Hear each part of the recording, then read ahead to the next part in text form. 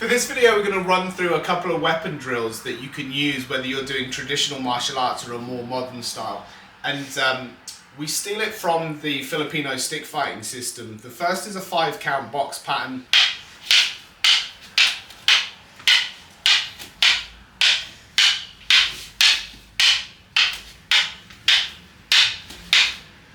And the second is called Puño Sembrado.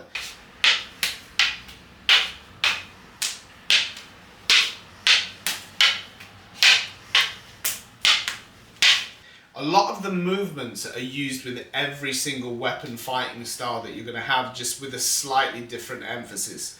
So first of all, we're going to talk through the drills, and then we're going to break it down, and then we're going to show you with a multitude of weapons just to show you how you can use this and kind of incorporate it into your training. So the first is going to be your 5-count box pattern. So the first one we're going to take is going to be an overhead shot. So a forehand overhead shot, and we're going to meet it with a roof block here. As I feed the stick around, I attack to the side of the ribs and we get another block here. Now from this side, Wilson's going to re-attack. He's going to drag his weapon through and he's going to feed it underneath mine. And I'm going to trap the hand, I'm going to drop the stick down on top.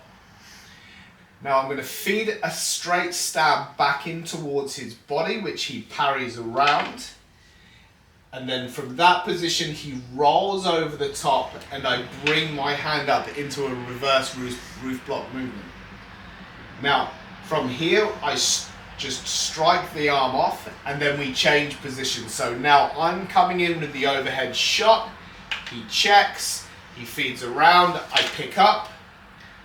Now every single time, because it's the Filipino stuff and the way that I've been taught, I'm learning to check the hand as I move through. Obviously when you're working with bigger weapons, you might not have the option to check, but we'll discuss this as we go on. So I'm going to check the hand, I drop the weapon underneath and I strike again to his ribs, but this time on a backhand. He's going to drop his weapon down, cover the hand, feed the stab back in towards my body. Now I just bring the weapon around and parry to the side. And now from here I roll over the top, and again he hits that reverse roof block. So we'll just go through the flow for you so you can see it, and then we'll break it down with the different weapons and how you use that. So as he comes over the top, I check.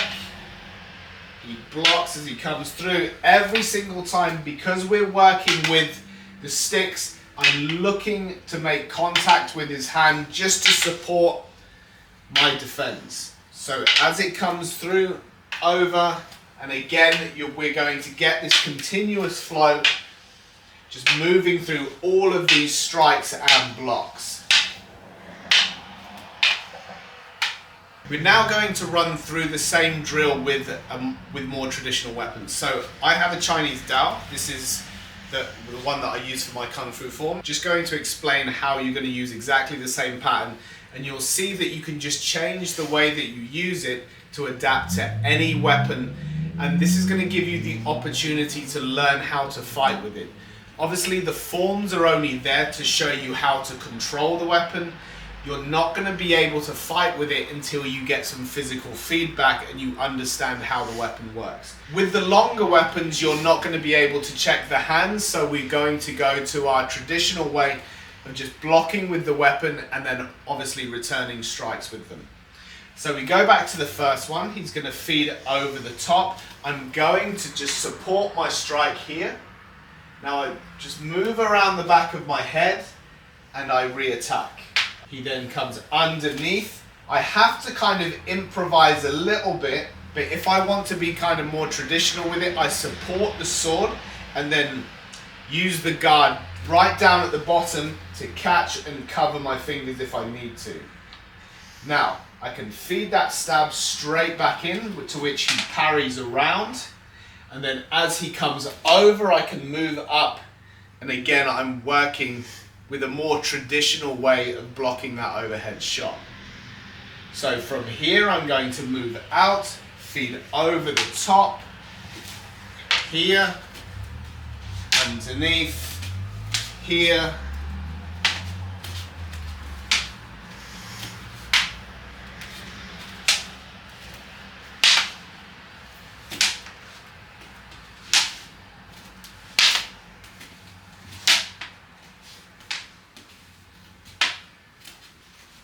One thing I'd like to add at this point, when you're working with bladed weapons, really try not to block with the sharp edge of your blade.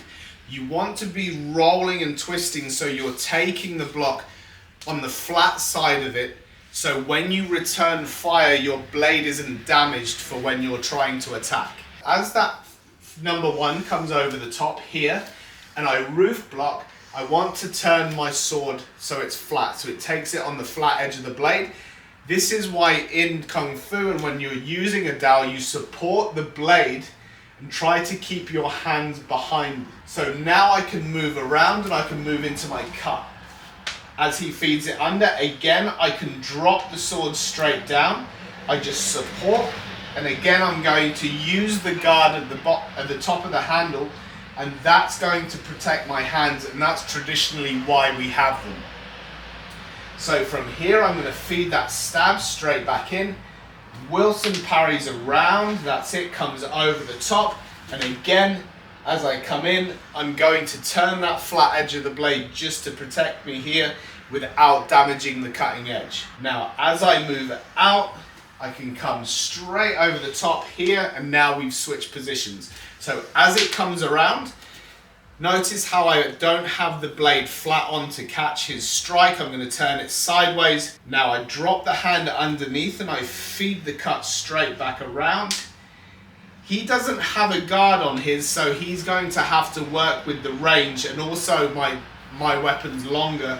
So as this comes through, he's going to have to use the distancing to keep himself from getting cut. Now he feeds the stab back in. Again, I roll that blade around so the blade's pointing backwards, but this makes it easier for my re-attack. So as I've come out, I swing over the top, and we finish the sequence with that number 4 shot.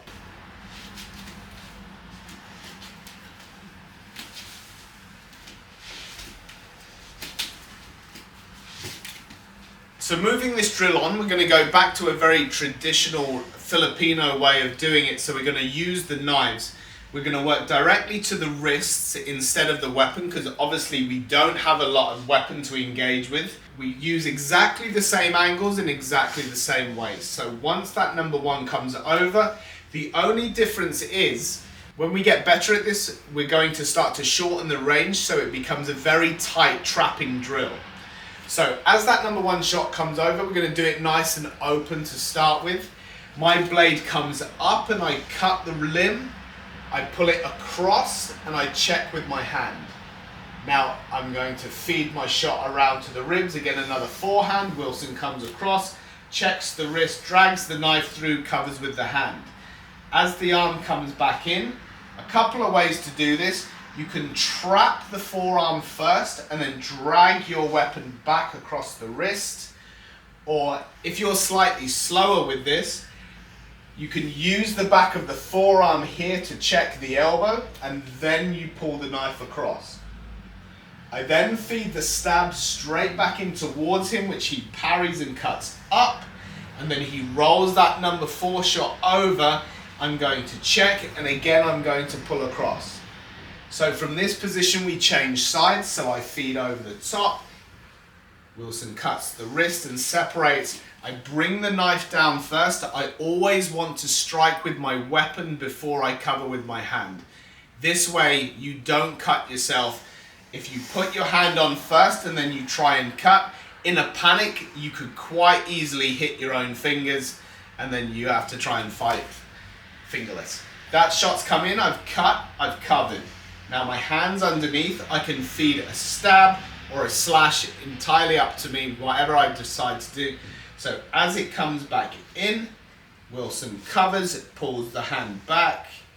Now as the shot comes over the top, I cover first, and now we're back to the very beginning. So I cut and feed round, and now we're just going to flow for you for a little bit.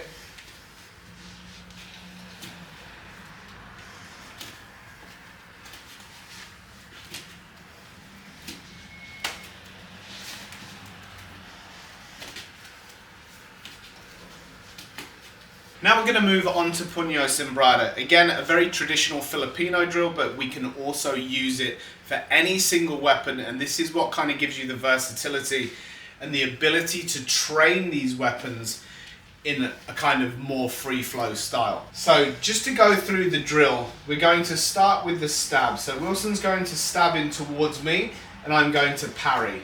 Notice this is exactly the same way that we address the stab in the 5-count box pattern. So as the stab comes in, I'm going to parry around. Now I'm going to feed the puño, or the handle of the stick, straight back in towards his face, to which he's going to catch with his spare hand. I'm now going to roll my stick over the top. He's going to block in his number 4. I'm going to reach in to that gap, grab hold of the arm, pull it through. He's going to try and attack my leg as it comes down, so I'm going to check. And as I pull through and step back, I'm then going to feed into the other side, and this is where Wilson now gets his go. So I feed the stab, he parries. The hand comes over the top, I catch, he rolls, I catch. Now the hand comes in, he pulls it down. I try to attack, he feeds the stab back in. So I feed the hilt, 1, 2. Hand comes in, he pulls down, I pull down, stab, catch, feed up. Now he removes that bridge as it comes through. 1, 2, 3. I feed my hand in, check at the bottom, and feed that stab. So we're just going to flow for you.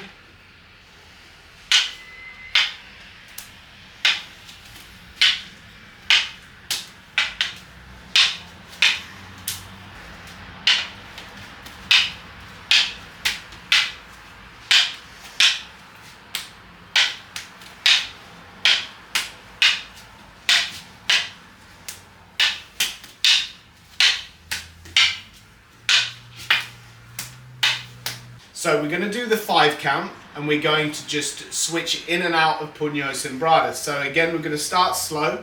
We'll show you the sequences, and then we'll start to show you how to transition in and out. The first one comes in, I check, and we feed round. This is 5 count box pattern.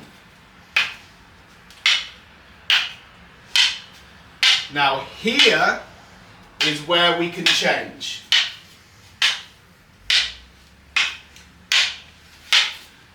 So he feeds it in, I feed that back, roll it up. We're now into puño sembrada.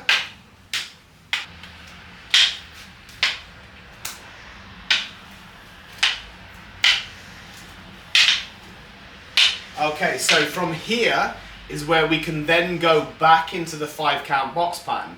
So as I parry, instead of feeding the puño back in like we have done in this drill, I then just roll the hand over, and Wilson does the reverse roof block, and now we're back into 5 count box pattern.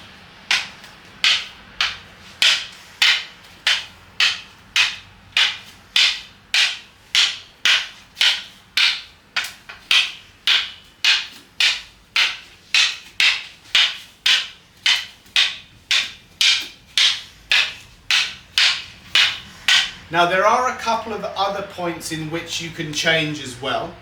So as we go through, as the stab comes in from puño sembrada, obviously going from box pattern in and out is exactly the same. So we parry here. Now, as we feed the puño in and Wilson checks, if I roll the stick over and he does his number 4 block, which is the reverse roof there, instead of waiting for me to remove the bridge, he can then roll that over and attack, and I have to switch, and now we can go back into 5 count box pattern. There are a couple of others, but I can leave that to you guys to figure it out and have a play around with it. The real kind of training benefit of this is just repetition, okay? Doesn't really make a lot of difference if you're using a stick or using a sword or using a knife or anything that you want. You can just play around with these movements because, like I said at the very beginning, they're very universal to every single weapon that you have. Even with things like the tomahawk, you'll find that, yes, it's a very unusual weapon to do, But these movements when we're cutting, we're just doing kind of high and low forehand, backhand swings. The only other one that seems a little bit peculiar is the stab in, because we don't have a blade at the top or a point at the top of our tomahawk. But this is still a very commonly used movement, even when you've got a kind of blunt weapon on the top. So if you're attacking into hips, or you're attacking into the throat, or even into the face, it might be as you trap, you come in here and you stamp. It's still very common to use the top of the tomahawk to stab in with. So again, have a go, have a play around. The idea is that you are training. It's a much better way of doing it than just running through applications of a kung fu form. When you're doing application stuff, it's very kind of stop-start. You don't get a lot of flow, you don't get a lot of repetition. And when it comes to building skill, repetition is the key. You have to spend your hours and doing these drills. You're going to find that you get so much variation that you start to learn things about the movements that you wouldn't do if you were just practicing attacks and defense without the flow of the drill.